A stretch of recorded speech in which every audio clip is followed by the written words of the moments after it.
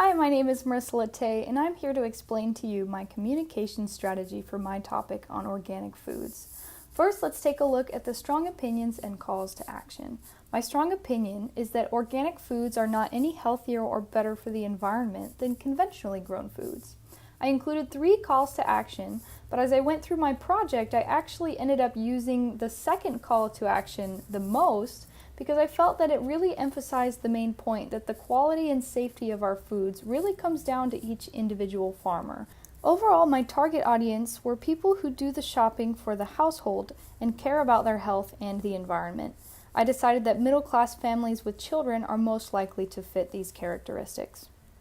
The website that I created compiles all of my media into one convenient location. We start off with a bold title, The Truth About Organic Foods, which catches the attention of viewers because it leaves them wondering if what they know is the truth spoken of. For my social media, I made an effort to select a handle that was available on both platforms so that they would be easier to find for readers. Most of my posts are just snippets of information taken from my other media, so anyone wanting to see how it relates to the bigger picture could check out my website and find a more in-depth conversation. In the future, to enhance my social media usage, I should try to log in more often and comment and share others' posts to engage in the conversation better. I used the infographic to give a general overview of the topic. I started with a split down the middle, one side talking about health and safety, and one talking about the environment. I use this divide in a lot of my other media because it breaks down the topic of organic foods into 2 parts, and viewers can select which side of the equation they are most concerned about. For this assignment, I used a lot of words, but this is because it's hard to convince my audience without supplying them with the facts that I included.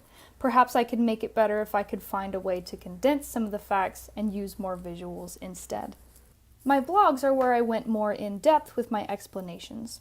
I tried to pack them with some really good information and sources because this was one of the best sources to really explain parts of my topic in detail. In the future, I might go back and add more photos to my blogs in order to appeal to the visual learners as well.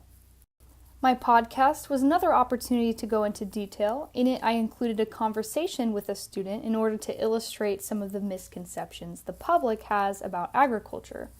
In it, there was also a lot of information that was similar to my infographic, and it used the same method of dividing the topic into the environmental and the health side of the issue.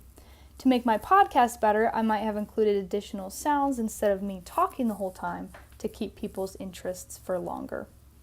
My educational video incorporated both myself talking and some intermittent photos to help illustrate the differences between organic and conventional foods. In it, I emphasized the cost difference between them and explained why that cost difference exists. I think that this is an important topic that a lot of consumers are concerned about because organic foods do cost so much more, and I felt that this would be the best and quickest way to reach a wider audience since so many people watch videos. People may see this video addressing their concern and be convinced to look at some of my other media as well. A company that could benefit from using my website and media would be the Raleigh Farmers Market. Essentially, my main call to action in this entire project was to shop locally and talk to each farmer about their individual farming practices. The Raleigh Farmers Market would benefit from people hearing about this since more and more people would decide to shop locally. Overall, I feel like my website and media could definitely be improved if I had better equipment or even if I had the knowledge I have now while I was making them. This course has definitely helped me to see where my strengths and weaknesses lie, which will help me in my future of creating media. In a lot of my media, I found myself gravitating towards the same set of facts, and I ended up leaving out a lot of the facts from my annotated bibliography because I realized that they weren't as supportive as I'd originally thought. All of my media generally has the same basic information, I just changed which fact to emphasize in each one. I think that this was the best choice because different types of people prefer different types of media, and since all of my media at least includes the basic points of my argument, it doesn't matter whether a new reader starts with the blog or the video, they'll still be able to comprehend it, and through the different points of emphasis, they'll be able to learn something new each time.